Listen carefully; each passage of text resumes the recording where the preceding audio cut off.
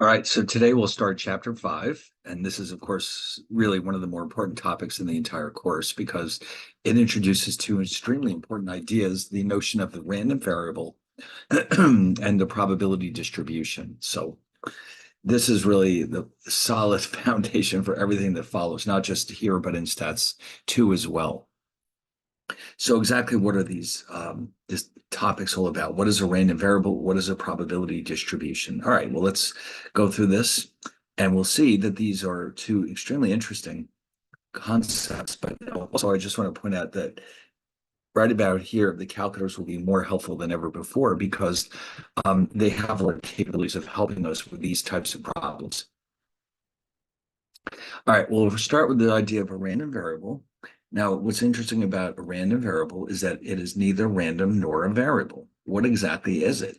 Okay, well, it's actually a function. Okay, so what kind of function is it? Okay, so a random variable, and I don't know where the name came from, by the way, but that's what we've always called it. A random variable is actually a function. Now, in this case, we know, of course, that means we have a domain and a range. So let's say this is the set of, this is our domain, and this is our range. So the domain consists of outcomes of a random experiment. So if, for example, you're flipping a coin twice, the domain would be all the possible outcomes.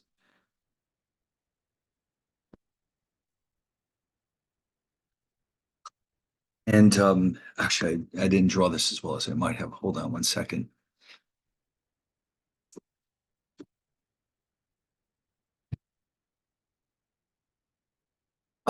Now, in the range, what we have is a numerical value associated with each of these outcomes. So now that part depends on what the random variable is. So let's just say that my random variable is this. X equals number of heads that turn up when a coin is flipped twice.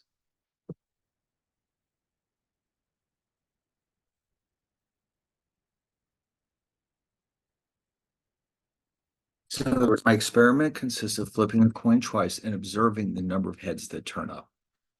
So for each element in the domain or sample space,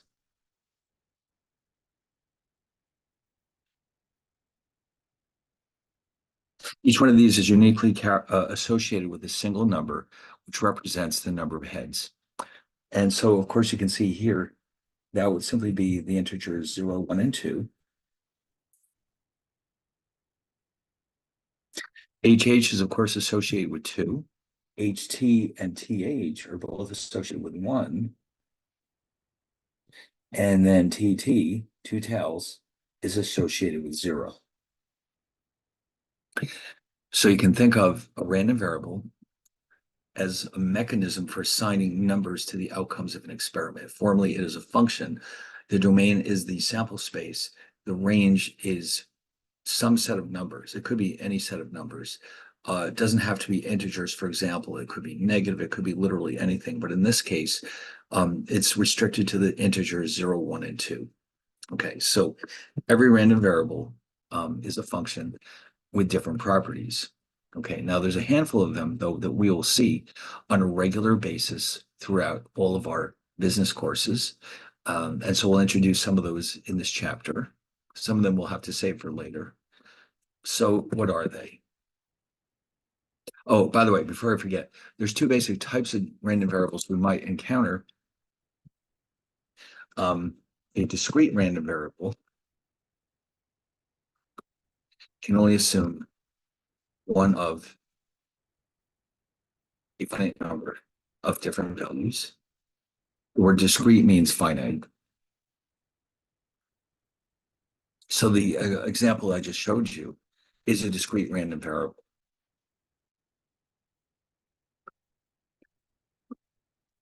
At the same time that we can have a more complicated case, which we'll see in a later chapter, a continuous random variable can assume a as you could probably guess, an infinite number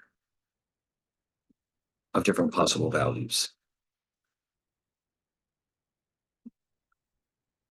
Okay, so for cases where the domain consists of, sorry, the range consists of, let's say, times, the time until some event happens.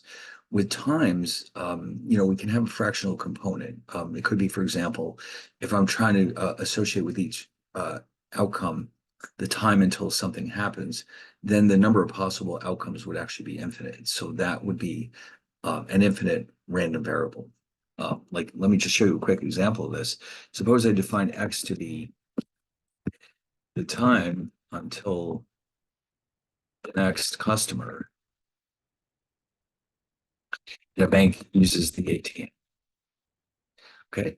So the issue here is that the time, let's say we measure it in minutes, could have a fractional component.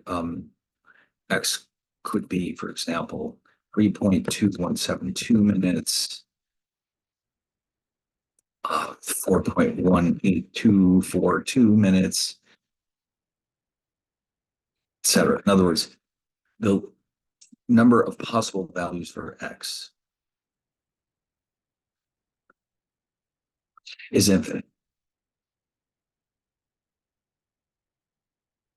So therefore, X is a continuous random variable in this case. So in this chapter, we're still introducing the basic concepts. Later on, we'll have an entire chapter about continuous random variables, and we'll also here in this case, chapter 5, be discussing discrete random variables. Okay, so now we get the basic idea. Okay, so they got some examples for us here. Let's say an accountant is taking the CPA exam, which has 4 parts, and X is the number of parts that this person passed.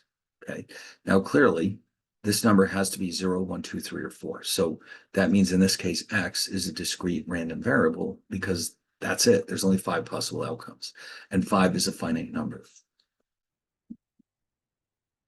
Cars arriving at a toll booth. Now, you might say in this case that the number of possible cars could be construed as infinite because it just has to be a non-negative integer. But in principle, physics tells us that there's a limit to how many cars can arrive in a given day. So we would treat this as a discrete random variable. Okay. Oh, and they've got some other cases here. For example, flipping a coin. Oh, here we've got 1 for heads and 0 for tails. This is clearly a discrete random variable because there's only 2 possibilities. Rolling a single die, looking at the outcome that occurs, anything from 1 to 6, also discrete. Contacting 5 customers and counting the number who place an order, something between 0 and 5, which means this is discrete. Now this one, the healthcare clinic, how many patients arrive, even though there's technically no upper limit on how many patients can show up, it's not going to be an infinite number. So therefore, we can think of this as also being a discrete random variable. And then finally, at the end, we offer the customer the choice of 2 products, 0 if they pick neither, 1 if they choose A, and 2 if they choose B. Clearly, this is a discrete random variable because there's only 3 possible outcomes. Now, as I said before, there's 2 critically important concepts we'll be looking at in this chapter. The first one is the notion of the random variable. The next critically important concept is the probability distribution. So actually, I'm going to, let's see where I can squeeze this in.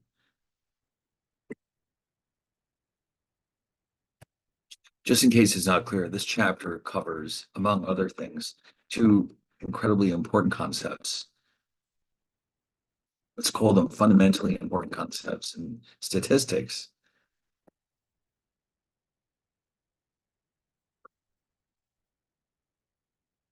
And we've already seen the first one, the random variable.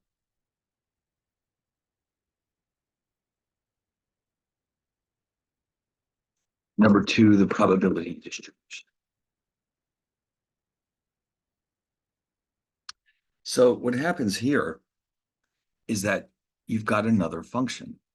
What happens this time differently, though, is that the probability distribution assigns a numerical value to all the possible values of a random variable, but not just any numerical value. There are restrictions on this. These numbers must be between 0 and 1. Okay, so in other words, let's say that we go back to this case up here. We're going to take this example with the coin flipping. And now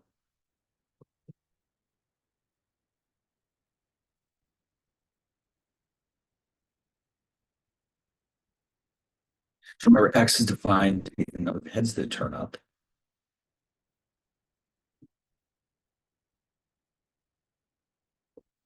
Which means it's either 0, 1, or 2. So now all of a sudden our domain for this function is the numbers 0, 1, and 2. And then the range, we have values that must be between 0 and 1. And these values are probabilities. Okay. So the range, the domain consists of values of X. The range consists of probabilities.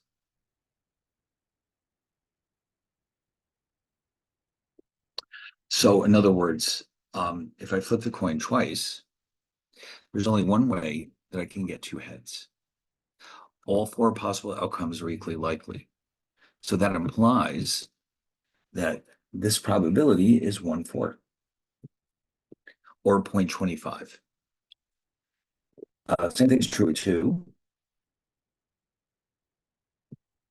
But with 1 is different because there's 2 different ways of getting a single head. You can get a head followed by tail or tail followed by head. In fact, if you go back and revisit the sample space,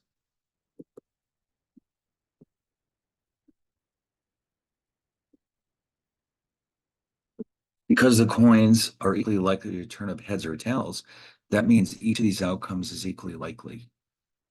Every one of them has a probability of 1/4, but there's 2 ways of getting a single head. So that means instead of having a probability of 1/4, we have a probability of 2/4 or 1/2.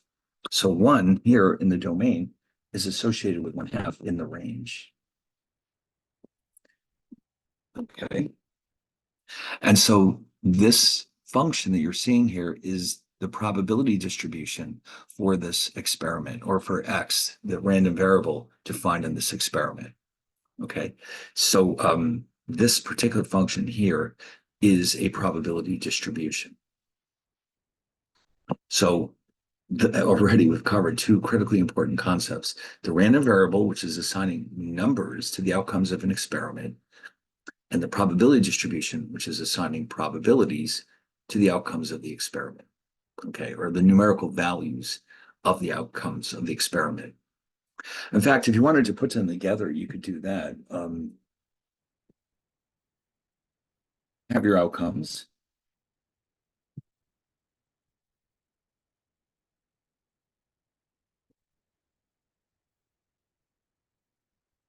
And then these are assigned numbers.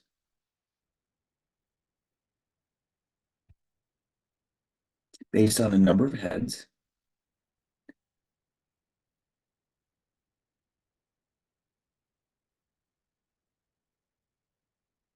So this is a random variable here. It's the function that associates the number of heads with a number. In other words, HH becomes 2, HT and TH each become 1, TT becomes 0. And then from there,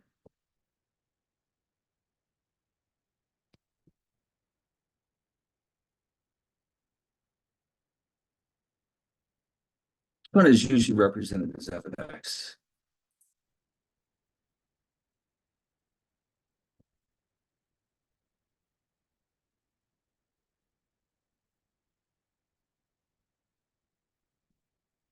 So we've got them all together side by side, so you can see them more clearly. So the random variable turns the outcomes of the experiment into numbers.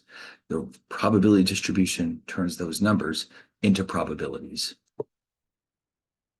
Okay, so this is how they're connected with each other.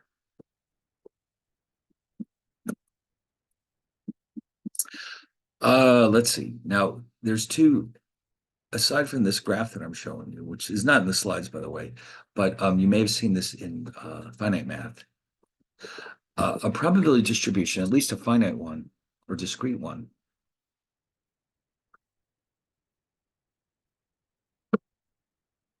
can be expressed in one of two ways.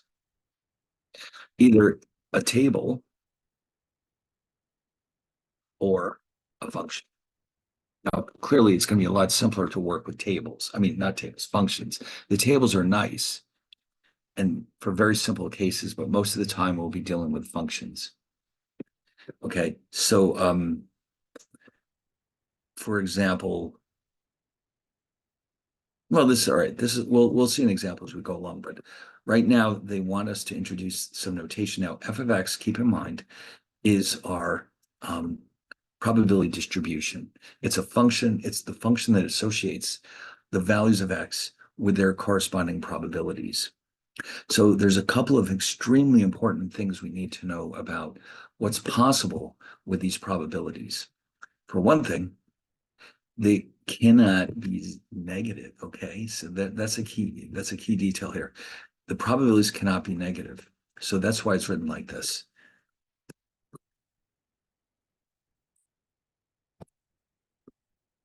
So we'll call this properties of probabilities.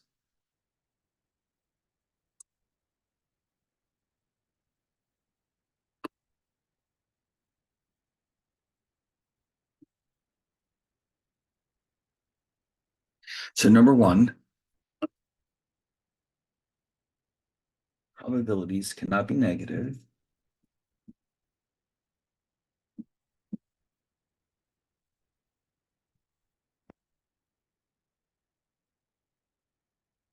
And number two, if you add up all the different possible probabilities, like you'll see here, they have to add up to one.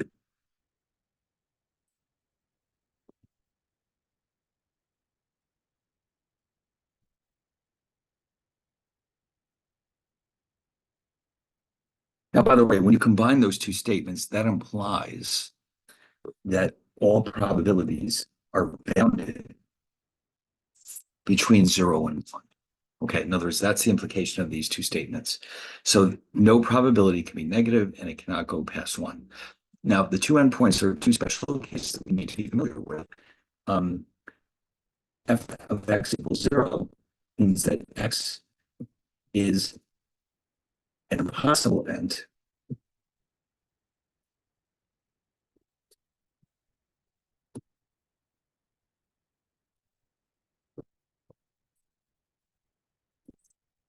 And then 1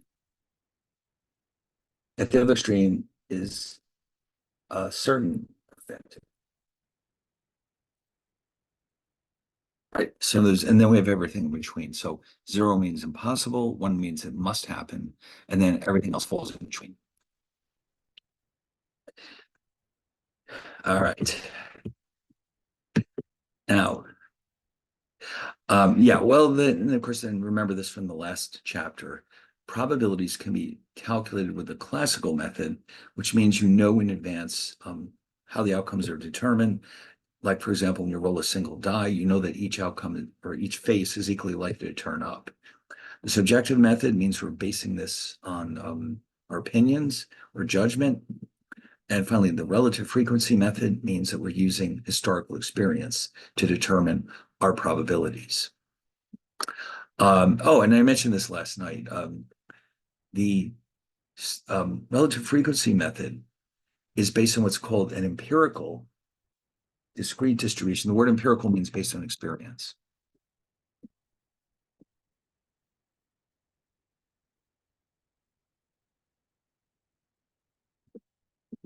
All right, when you see that word empirical, it means based on experience. Now, this is an example we'll be working with throughout the chapter. It's called DeCarlo Motors, and there is a spreadsheet in Blackboard for this. If you go look, you'll see it looks like this.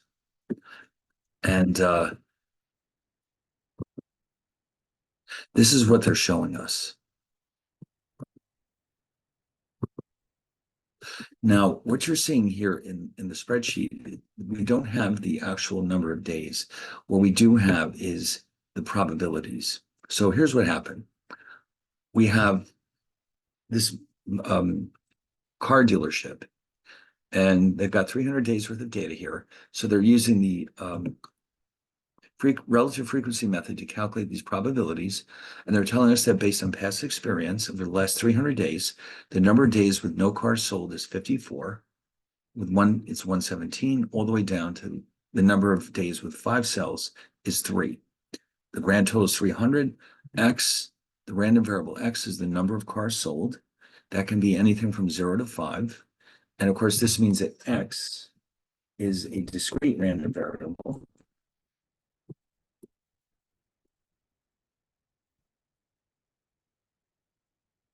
Since it only has 6 possible values, this number is very simple. This is just this number divided by the total.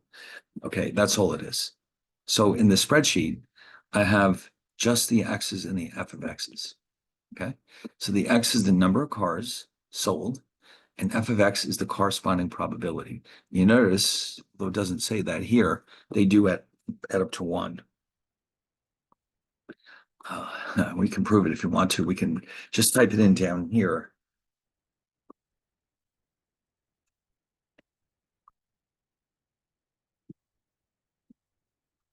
So just these two columns, rather, constitute a probability distribution.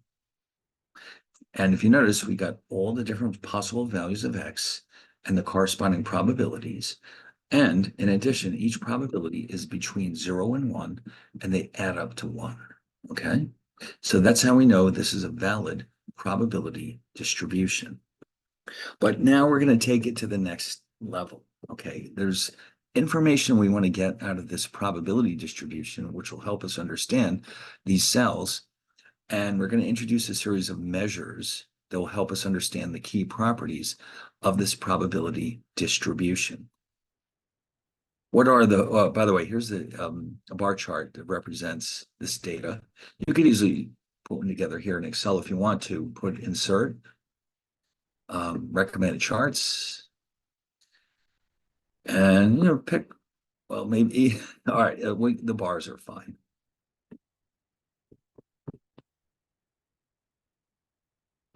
I'm sure it has a line chart in there somewhere. It just wasn't listed as one of the recommended ones. The whole point of this is that you can see at a glance that the most common outcome here is 1. The least would be 5. All right.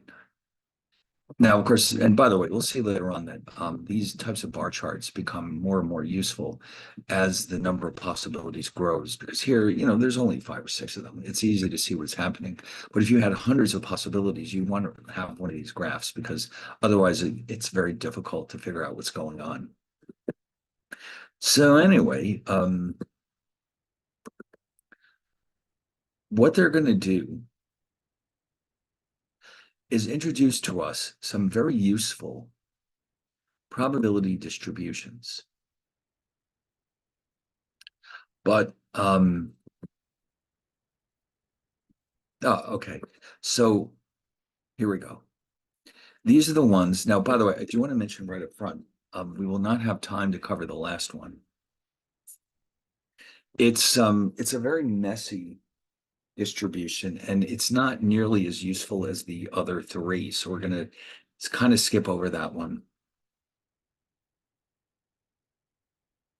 You can read up about it if you want to, but it will not appear on any of the assignments or on the test. Okay. So, it's just one of those topics. It's not important enough, especially during a condensed session like this. But these first 3 are 3 that we'll see quite often in statistics, because a lot of empirical results do follow these 3 distributions. Okay, in practice, we see a lot of real-world situations do follow along with one of these 3 distributions, and that's why they're so useful. In other words, remember, statistics, the whole point of statistics is to explain the real world. It's not like calculus, where calculus is a very elegant discipline, but um, it's a little bit more theoretical. This is designed to show us what's going on in the real world. All right, now uniform, the word uniform for this first one, it indicates that something is the same across the board. What's happening here is that we have a situation where some random variable x has multiple possible outcomes, and each one is equally likely to occur. The word discrete, of course, as you know, means that there's only a finite number of possible outcomes. So the classic example of this is rolling a die once. Okay. Let me just add this to our notes. Okay. So the experiment of rolling a die once, the sample space is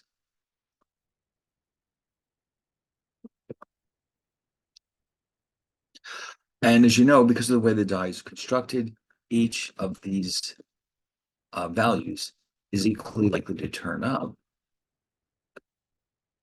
when the die is rolled.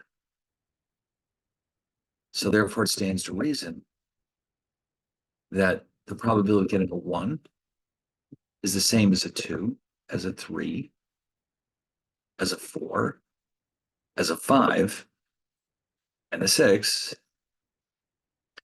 and that would be 1/6.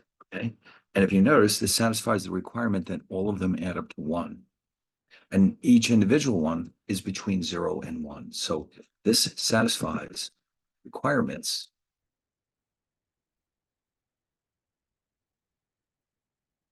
of a probability distribution, since each outcome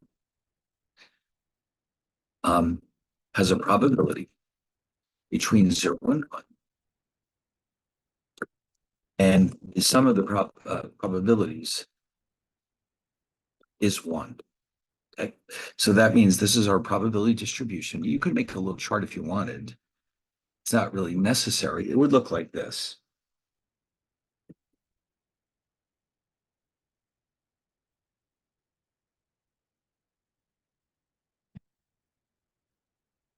And then you would just have the 6 possible values, 1 through 6.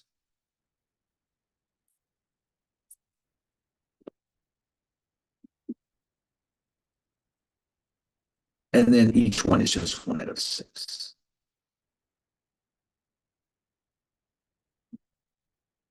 Okay.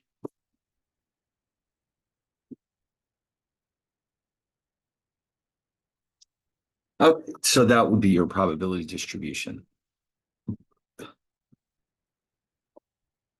Now, if you notice here, but because we know that all the outcomes are equally likely, if you're going to use a formula for a case like this, it's very straightforward. F of x, remember, is the probability function, we'll call it. And in this case, it's equal to 1 over n. N is the number of outcomes. Okay. So in other words, in general,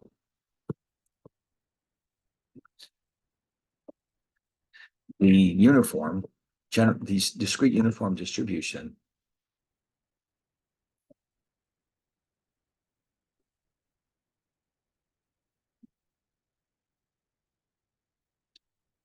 the probability function f of x is written as f of x equals 1 over n, where n is the number of possible outcomes of x. So for the case of rolling a die once, that indicates that n is 6. So each possible roll has a probability of 1 over n, which is 1 over 6. Now, if we're rolling one of those other dice from last night that I showed you, if a 20-sided die is being rolled,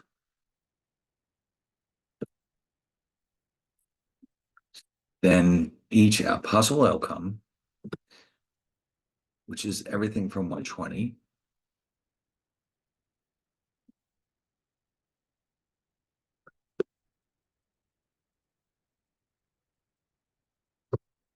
has a probability of 1 out of 20. That's it. It's that simple. Okay. So no matter what it is that we're doing, as long as each outcome is equally likely, then the probability of each possible outcome of this experiment is 1 out of n. Wow, if they're only all of this simple, they're not. This is just the starting point. And then that also means that if you were to draw a histogram for this, like we can even do that in the Excel, it might look nicer. Let's sneak one in here somewhere. Let's make up a new sheet because this is a completely different example. A die is rolled once. Okay, so the probability distribution looks like this.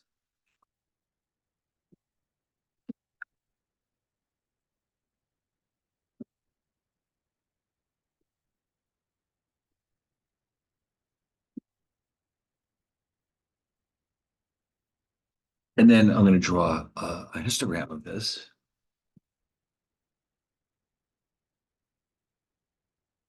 And the thing that will catch your eye is that all the bars are the same height. What do you know? Of course they are. They have to be because they all have the same probability. So the minute you see that, you know it's a case of the discrete uniform distribution. In fact, I'll change the title here to discrete uniform distribution. Okay, so it's a very straightforward case. You run into it occasionally. It's not all that common, but you do have cases like this. Okay. So now here they're introducing these measures that I was alluding to earlier. If you recall, it wasn't that long ago we discussed or discovered that when we're studying samples or populations, there's a series of what we call summary measures that help us understand their properties. So for a sample or a population, one of several numerical measures or summary measures, let's call them, can be used to understand the key properties of the data. So remember, these fall into the categories measures percent tenants, medium, etc., and measures of variability.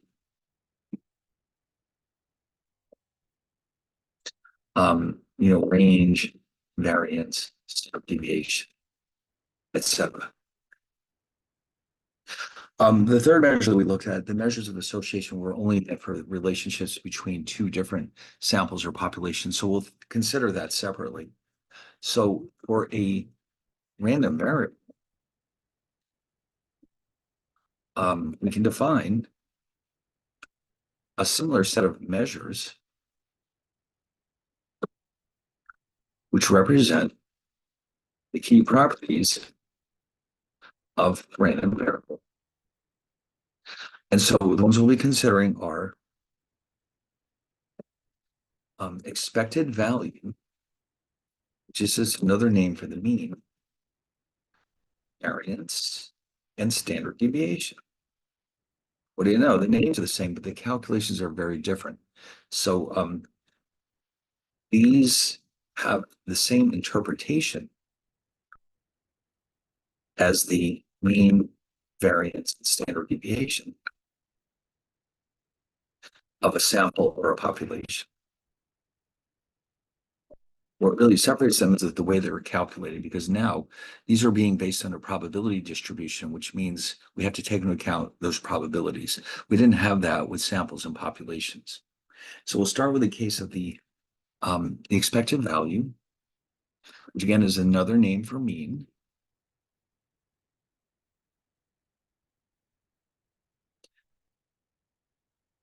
And so you notice there's a few different ways we can express it. EX is a pretty common way of writing this, but you also see mu used. Now be aware that mu is being used both as a population mean and as the mean of a random variable. So the context should tell you which one it is. So you don't shouldn't get confused.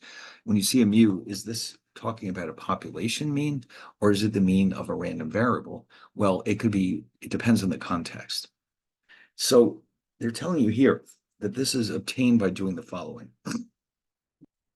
Expected value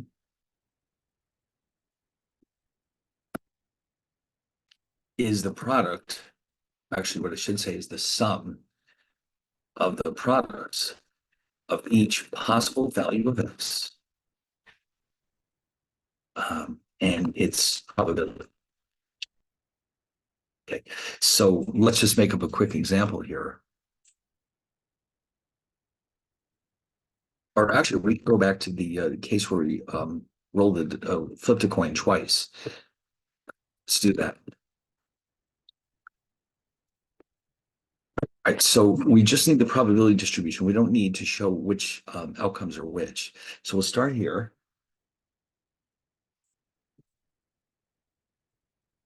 And remember, we said that x can either be 0, 1, or 2, and the probabilities are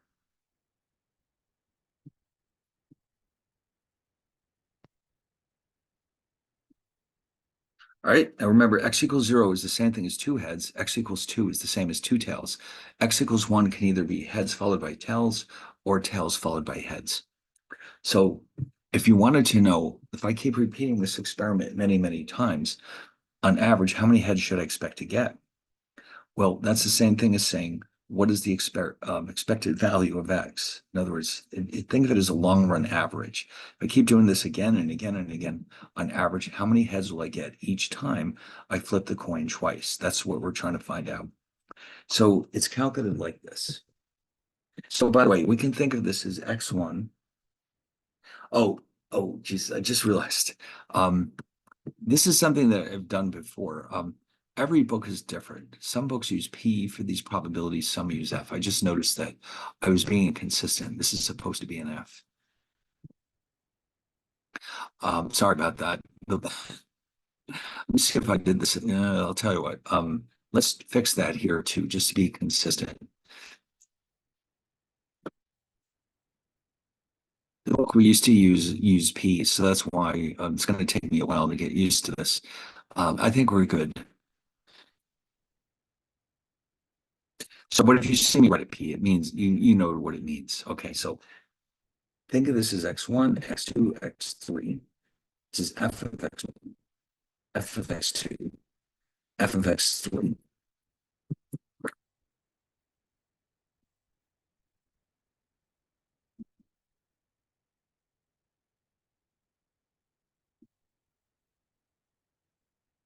So what do we have? 1 times 0.25 plus 1 times 0.5 plus 2 times 0.25. And that leaves me with 0 plus a half plus a half, and that equals 1. So I think it makes sense. You roll the die. I mean, sorry, flip the coin twice. On average, you should get one head, of course, because each of heads and tails is equally likely to occur. So we interpret this to mean that when the coin is flipped twice, on average, there will be a head. Now that doesn't mean it will always be one head. Sometimes there'll be two, sometimes there'll be one, sometimes there'll be none.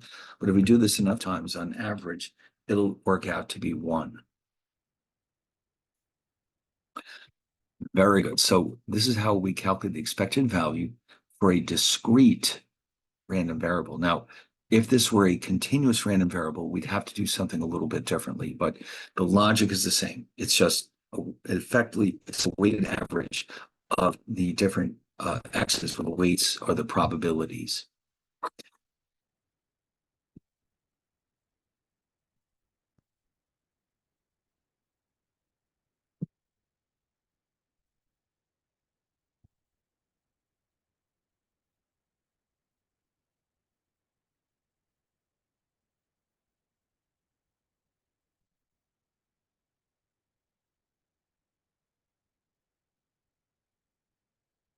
So I remember a while back, we did weighted averages. So like for the example of GPAs, in that case, the number of credit hours for each class was the weight for each class. Here, the weights are probabilities. Okay, so now we're going to introduce the variance. Now, again, it's the same logic. The variance is essentially trying to show us how far an average each x is from the center, or I should say the squared distance from each x to the center. So this is the formula.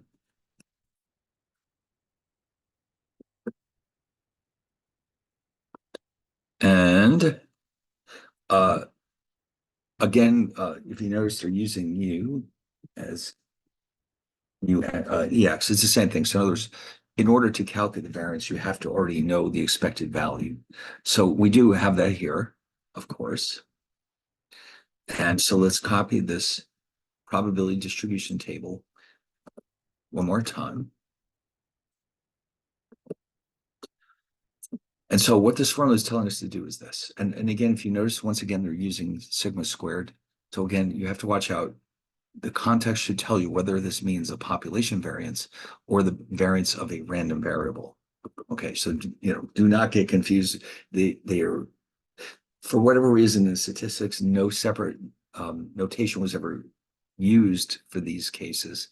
So we're basically recycling the same Greek letters. Okay, so all right. Anyway, so how does this work?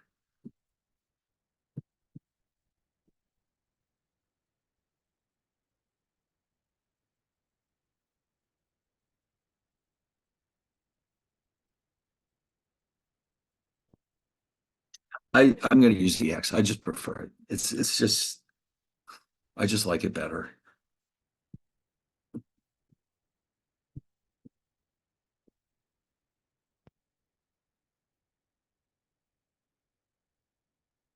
So you notice what's happening here. For each term,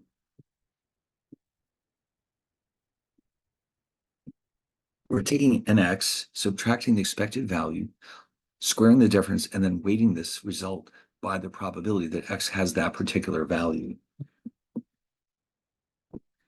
All right, so that's what this is all about.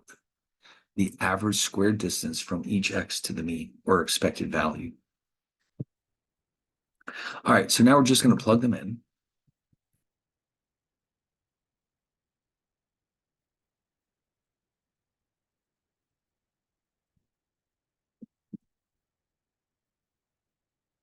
Remembering that the expected value of X we saw earlier is 1. Okay, without that, we can't do this. And then,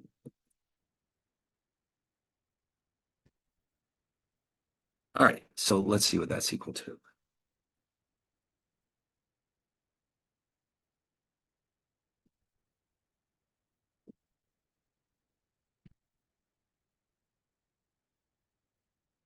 All right, so that leaves us with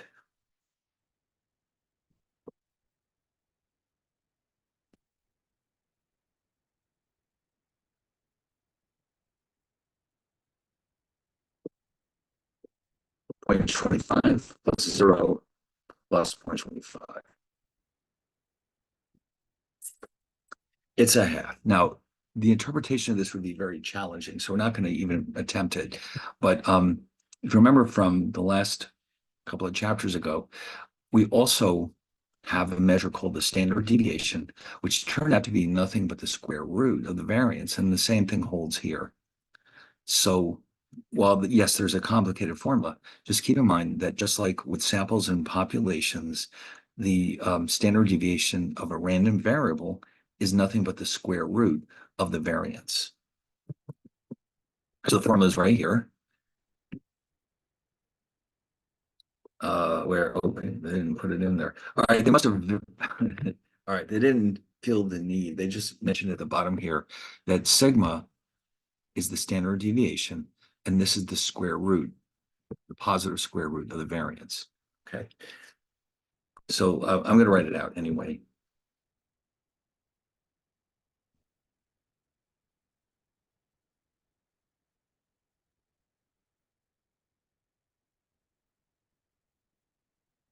So it's the exact same notation.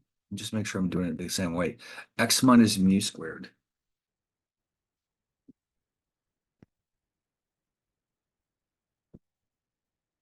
So literally all that I did was use this notation and took the square root. So you can go through all the steps if you want, but there's no need. All you have to do is take the square root of 0.5, and that number is approximately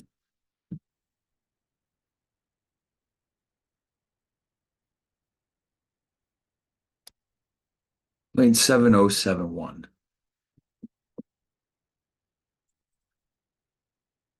Okay.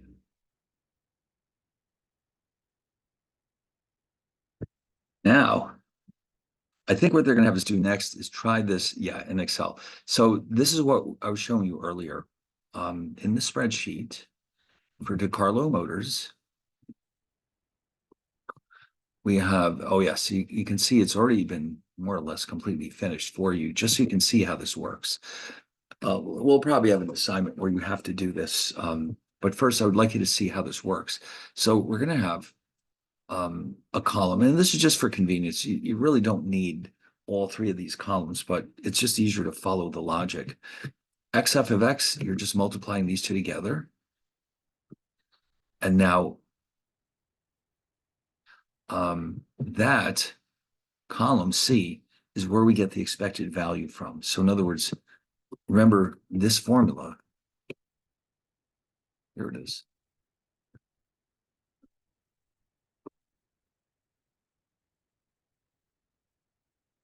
Tells us to go through all the x's and multiply each by its own probability and add them up. So in other words, the expected value is the sum of column C.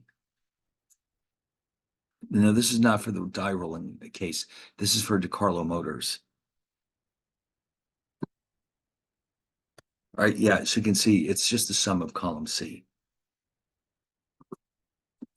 Now for the variance, we're doing this in two stages.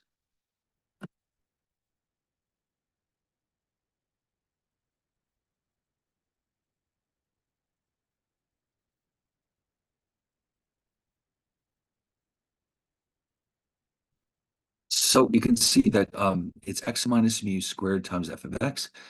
So here I used e of x. It's the same thing as we know. So here I just have this part in column D. And then in column E, whatever this result is in D, I multiply by the probability. So now you've got the whole thing. And then the sum of column E is our variance. Okay. So now, by the way, of course, you're going to use dollar signs here. If you're going to fill in a table like this, E of x or expected value of x is a constant. So we're going to use dollar signs, V8. We subtract each x from each x, we subtract the expected value. We square the difference. In this column, we multiply that result by the probability in column B. So finally, when you're done, expected value is the sum of column C, and the variance is the sum of column E. And then finally, the standard deviation is simply the square root of the variance. All right. Wow. So all discrete random variables can have their moments calculated this way. Oh, I almost forgot to mention, these measures that I've just shown you have a slightly different name.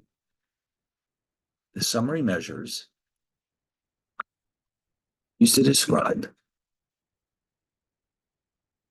a random variable are known as moments. So, in statistics, we tend to run into this a lot. There's multiple names that refer to the same concept. So here, we call them moments when they specifically refer to a random variable. Now, there's more of them. We're not going to see them here. We're only focused, these are the most important ones by a long shot. But if we need the others, we'll introduce them later on. Okay. So yes, so that's what this is all about. And here they've got the instructions for doing this in Excel, which is good, but I'm going to be posting this anyway when we're done. So you can have your own copy. Later on, I'll assign an Excel spreadsheet that requires some of these calculations, not just yet, because we're not ready for it yet. And as you remember, chapter 4 didn't really have any Excel. So soon enough, though, don't you worry, we'll have more Excel to do. Okay, now what's coming next? Now, sometimes we have what's the word bivariate. It's a very interesting word. It means two variables. Sometimes we have two variables that may or may not be related to each other. And we can show the probabilities of each individual random variable plus the relationships between them with a special type of probability distribution, which is called a bivariate distribution. So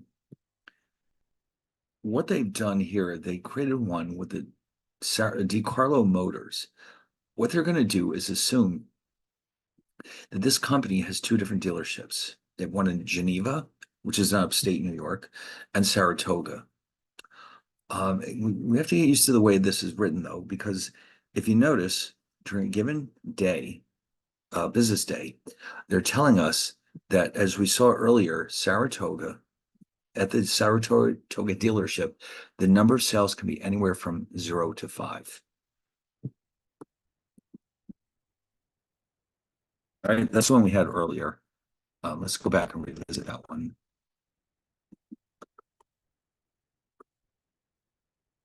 Yeah, it doesn't explicitly say that here. I just realized this is Saratoga.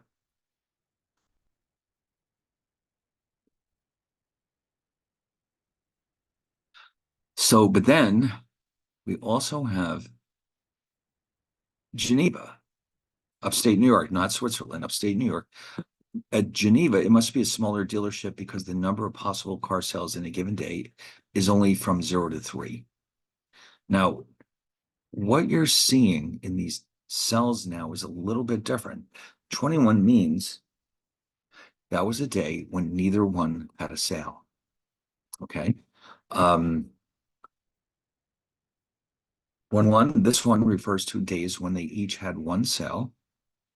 And then the others are interpreted in a similar way. For example, here, this means that Geneva had 2 sales and Saratoga had none. Let's pick this one at random. In this day, or this is the number of days when we had 1 sale at Geneva and 3 at Saratoga.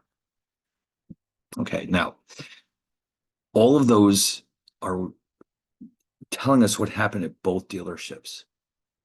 But we can recover what happened at each individual dealerships by looking at the sums. For example, here, these numbers probably look familiar to you because remember, if you look at just Saratoga, yeah, here we are. So we had no cars, 54 days, 117 for 1 car sale, 2 was 72, et cetera, et cetera. The total was 300. So instead of this being listed in a column in this chart, it's listed as a row at the bottom. Oh yeah, it looks familiar, doesn't it? It's the same information. And if we're just interested in Geneva, its numbers are right here. What do you know? All right. So we have information about both Geneva and Saratoga. This is called either a joint probability distribution or a bivariate distribution to account for the fact that there's 2 variables. All right. Now, having said that, if we take the grand total of 300 and divide through all these numbers, what will be left is probabilities instead of the raw totals. That's what we're seeing here. Okay. If you notice, this number has to be 1. This represents the sum for Saratoga and the sum for Geneva. Okay. Now, again, I can say, well, listen, the likelihood of both dealerships selling exactly 2 cars is 3%. The likelihood of Geneva getting 1 car and Saratoga 4 cars is 0.0067. So in that way, all of these numbers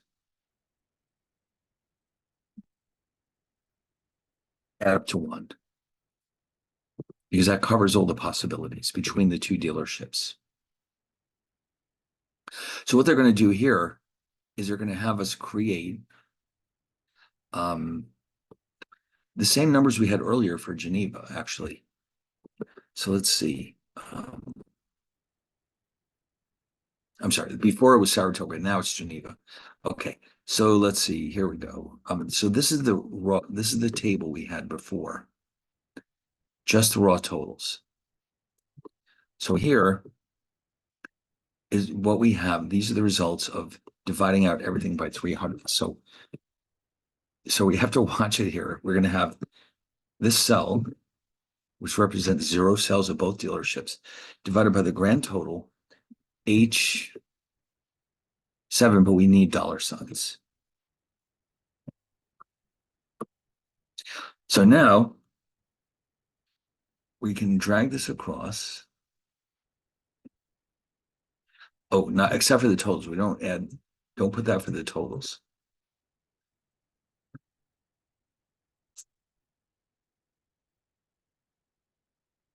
So this is our joint distribution. If you were to add these up, they would add up to 1. The totals themselves, what we can do here is this. We can go ahead and take these totals and divide by 300. Okay, that's the grand total. So they didn't even bother with the totals here. So then once we have this information, although I think we should have the total. I like totals. Let's do that.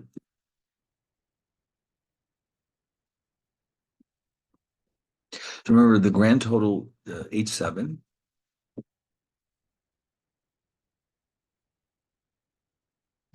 And across it'll be, let's see, this number divided again by H7. Drag it down. And I think I'll make a boldface. You can see that these are totals.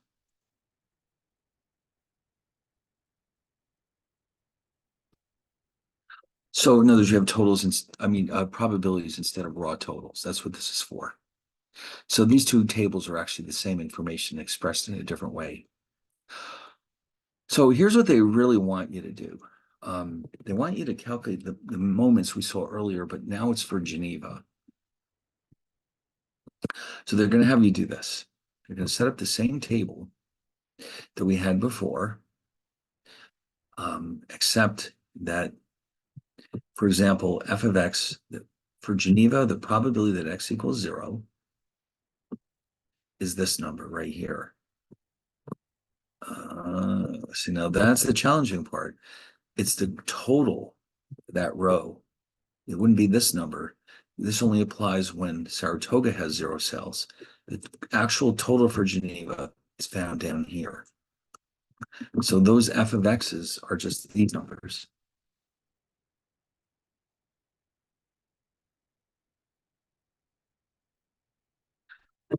And then here, this column is easy. These are just the products of these two columns.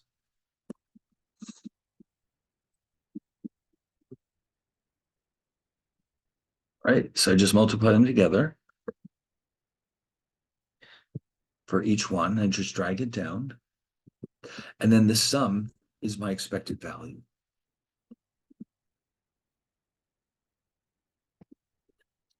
$1.143. So on an average day in the Geneva dealership, I should expect to sell 1.143 cars. For the variance, it's a little bit messier. I take each actual X minus this expected value I just calculated, but do not forget the $signs because it's a constant. And then I square the difference.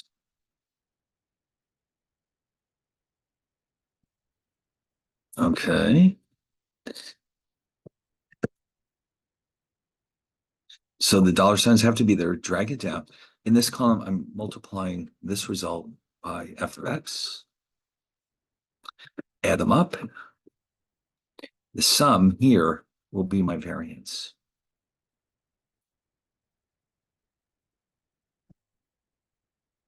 And then the standard deviation is simply the square root. Right. And so that's where these came from.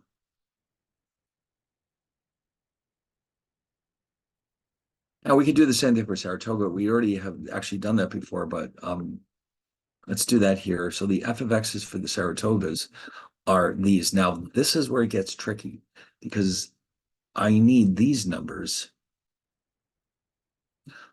but these are organized as a row. Here they're organized as a column. So I'm going to show you an incredibly important trick in Excel for doing this. I could type them myself. I mean, it's going to be kind of a nuisance. I could, for example, here I could put equals B15 and then C15, et cetera, et cetera. I don't want to do that. That's a lot of work. So here's what we're going to do. We're going to select all of these, not the totals, but just, I mean, not the at the end. I just want these. Copy the normal way, Control or Command C. Now put the cursor here, paste, special, transpose. Oops, now what happened there? Huh, why didn't it work?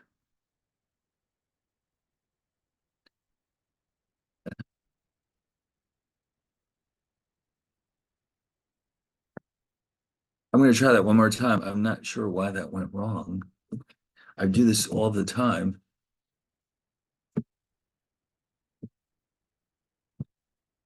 It's possible that, all right, let's see. Yeah, I think it's because I didn't specify a format. But anyway, those are the right numbers. There you go. So the word transpose, it means take a row and turn it into a column, or a column and turn it into a row. That's all it is. So now that I have that information, I can multiply these together.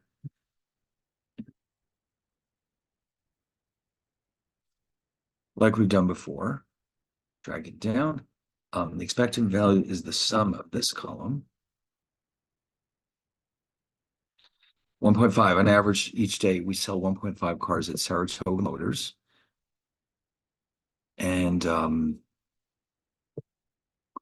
this is the joint probability for both of them. Okay, we'll get to that in a bit.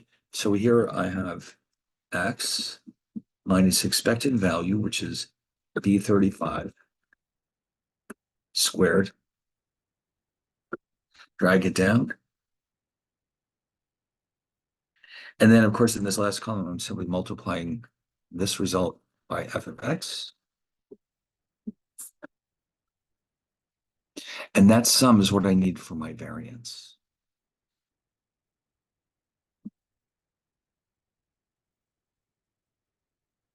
And the square root of that, of course, is my standard deviation. All right. Now that we already knew from before. That one, this is just a repeat of what we had earlier. Oh, maybe we didn't do it before.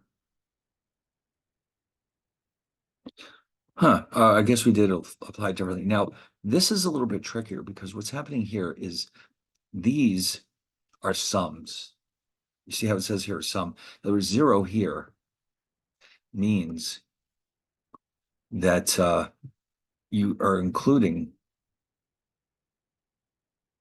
only the cell where both of them are 0, okay? So that's B11. But what about 1? That's a little bit trickier because there's a few different ways we can get a 1. We can get 0 and 1 or 1 and 0.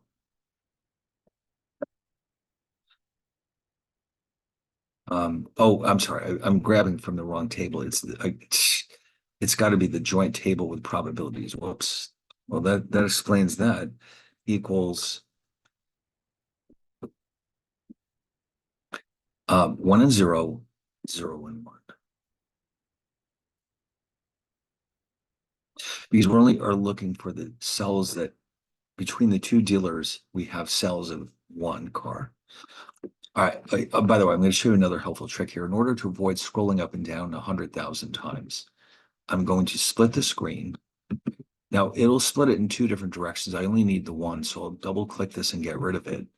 This bar can be used to separate this into two separate window panes, as they're called. So now I know from this joint distribution, 2 can result from 2 and 0,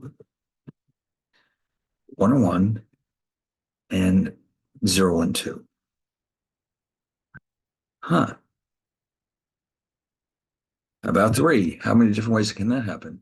3 and 0, 2 and 1, 1 and 2, 3 and 0. How about 4? That can only happen one. Oh, that's not what I wanted. It has to be 3 and 1. Oh, actually, I'm sorry. It's 1 and 3 and 3 and 1. So it'll be 3 and 1 and 1 and 3. 5 can be 3 and 2, 2 and 3, 1 and 4, and 0 and 5.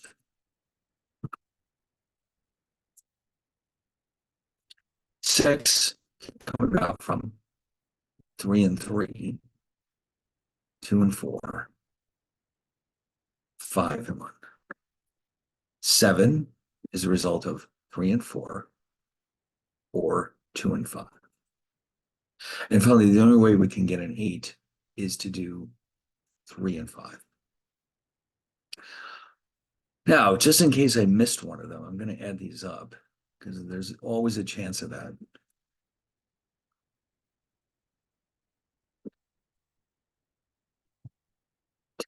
And you can see I did miss one of them. All right, what happened?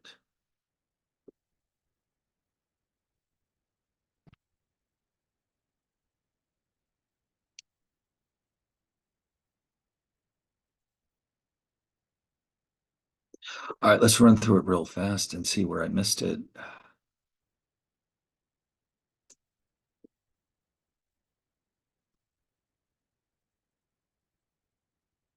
That's 0 and 0. Fine.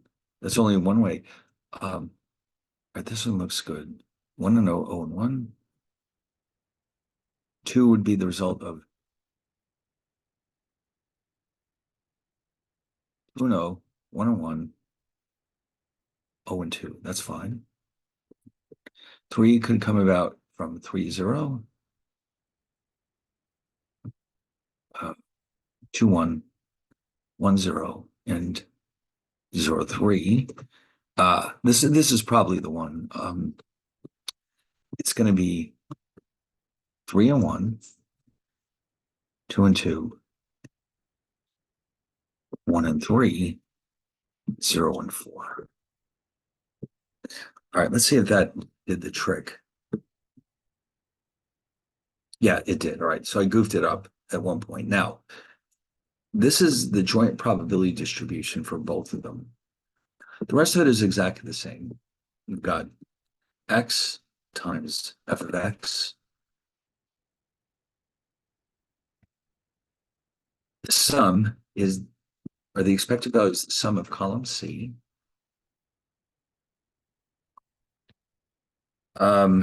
Here we fill in each x minus the expected value, which is B50.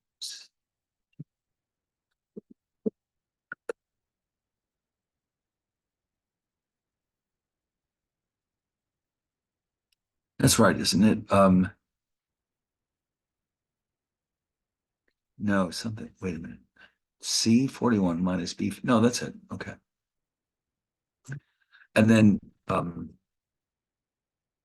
yeah, you know what? Oh, by the way, if you ever get this case in Excel with all these pound signs, it means the column's not wide enough. If you don't need to show so many digits of accuracy, if we don't here, you can just select them, come up here to home, and these two this one on the right decreases the number of decimals. This one increases.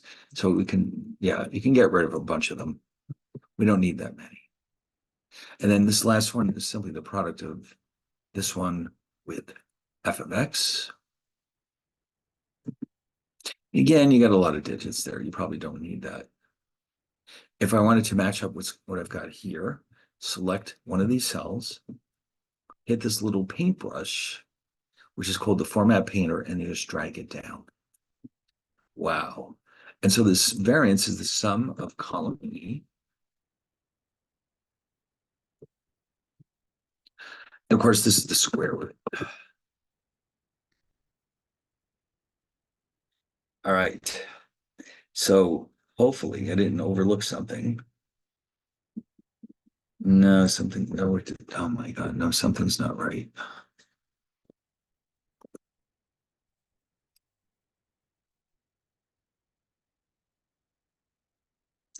Yeah, it looks like I goofed again. Let me copy this so I can see where the problem is.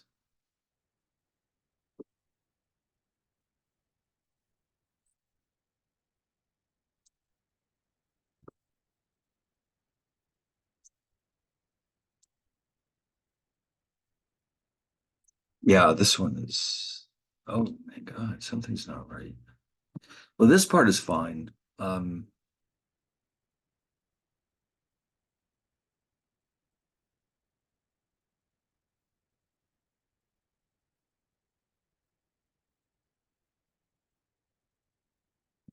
well, all right, I'm going to fill this one in again. I don't know what happened. It looks like something's not right.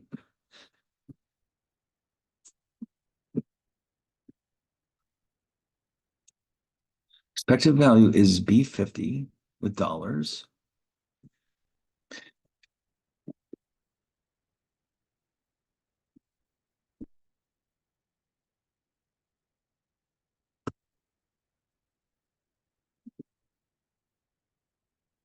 Okay, yeah, I don't know. I think I must have left out the dollar signs or something.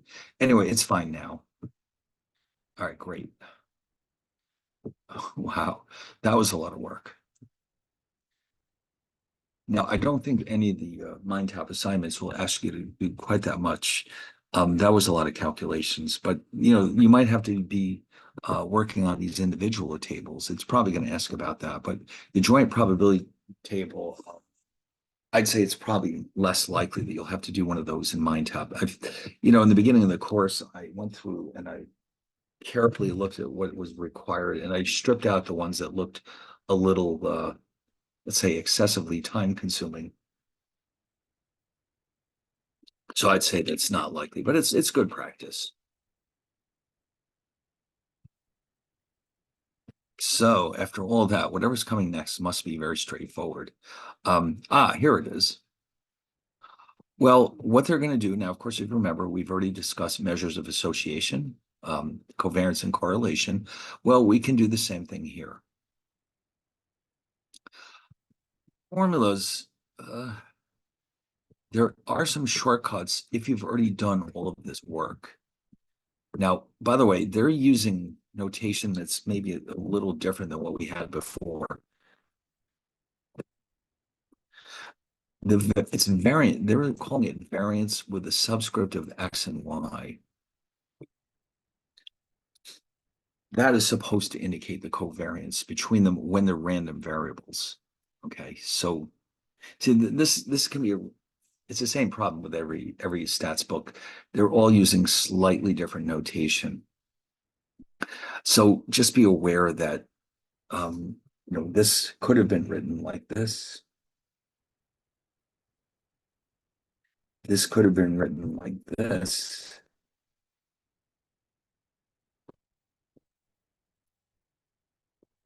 If you run across that somewhere, it means the same thing. So what they're saying is that you may as well take advantage of the fact that you did all this work.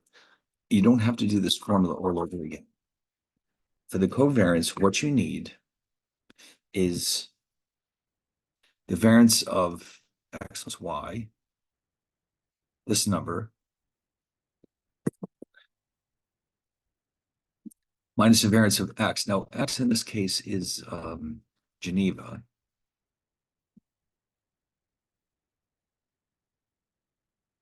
and y, subtract y. Y is Saratoga. Oh, well, all right. Well, we used x's for both of them, but as far as this formula goes, we're going to think of Saratoga as y, and then that is divided by 2. And then, of course, the correlation would be that number divided by the product of the 2 standard deviations. Now, I notice here they're back to the standard notation, which is rho. Remember, we use this for populations, but once again, we can also use it for random variables. So you see, now this is exactly what I'm talking about. These are the same thing. So they were being a little inconsistent here, I think. And so sigma x is the square root of this number right here, and sigma y is the square root of this number. Or you can just go directly to the standard deviations. So you take this number divided by the product, the standard deviation of x, which is Geneva, times the standard deviation of y, which is Saratoga. And there's your correlation.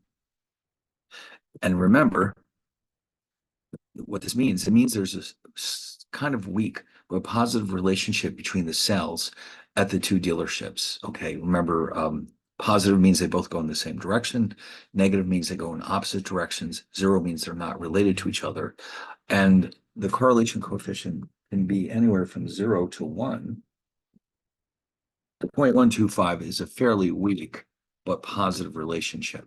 They're not that closely connected to each other. So yeah, we don't know why, but that's what we're seeing here. Now, what's coming up next? This is where we're going to introduce. We have enough background now to continue here. We've got another probability distribution.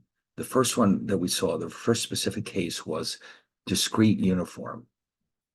The binomial distribution, which is coming next, is a very, very important distribution in statistics. And it's a little bit more complicated to calculate it than the standard uniform or the discrete uniform. But I'll show you later on how to get results out of this calculator. So that'll speed things up quite a bit. But for now, I think we've gone past our time limit here. So we'll save this discussion about the binomial distribution for our next session. Okay, so I'll see you then.